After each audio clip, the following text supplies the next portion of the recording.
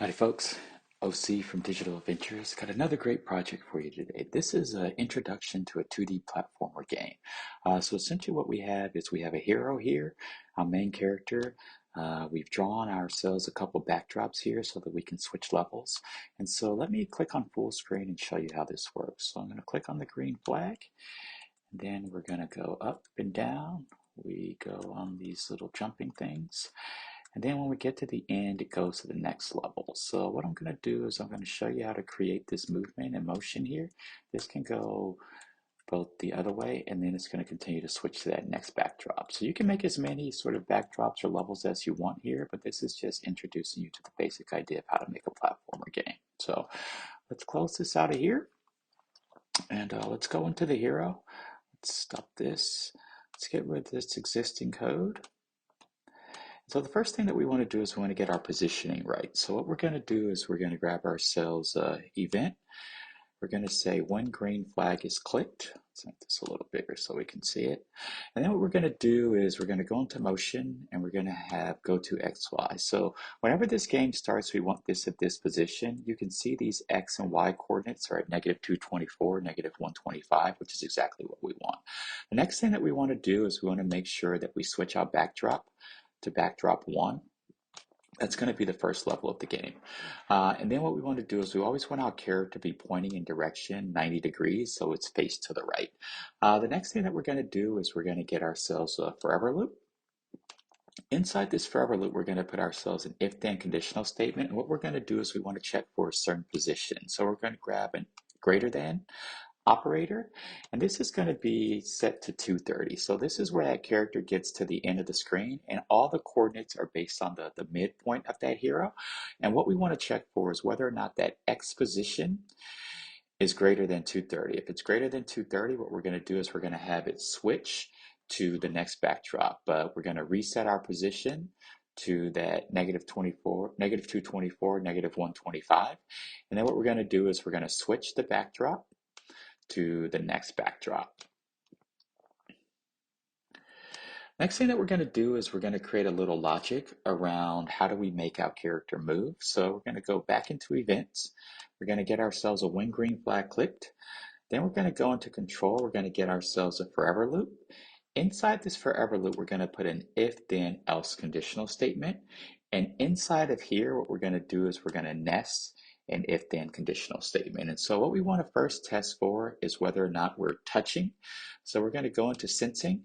We're going to grab this touching color block. And this touching color block is going to be used for the platform. So we're going to grab our paint dropper tool. We're going to go over this until that purple highlights. We're going to grab that there. And that's got that purple color there. And then what we're going to do is we're going to go back into we want to know whether or not a key has been pressed. So we're going to have this one be up arrow. That's going to allow us for those jumps. And then what we're going to do is inside of here, what we're going to do is we're going to place a repeat statement. So for this repeat, this is going to simulate our jumping. So we're going to have this remain at 10. And then what we're going to do is we're going to get ourselves a change y by. Change y by. And we're going to set this change y by to be 6. And then when it's not doing that, what we're going to do is we're going to have a change y by -4. So that's going to simulate that up and down movement there. Let's move this over, and then we're going to do our final block of code for our hero here.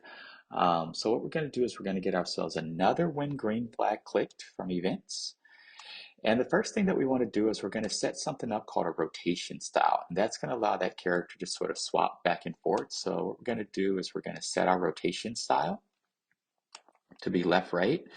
And then what we're going to do is we're going to get ourselves a forever loop. And inside this forever loop, we're going to nest two if-then conditional statements. So we're going to grab one, then we're going to grab the second one. And what we're going to do is this is going to be for our right and left motion. So what we're going to do is first we want to know whether or not a certain key has been pressed. So this is going to be for our right arrow key. And then we're going to grab another one for our left arrow key.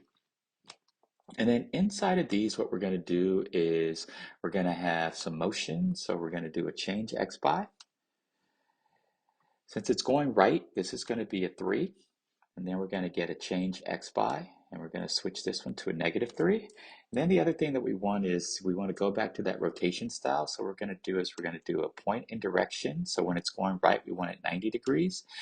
And when it's going left, we want it to be a -90. And so we're going to switch that there. You can see that it has that positionality. And so now what we're going to do is we're going to go back full screen. We're going to check if this works. So we click on the green flag. We see that it switched back. We jump up, we go to the end, switches to backdrop.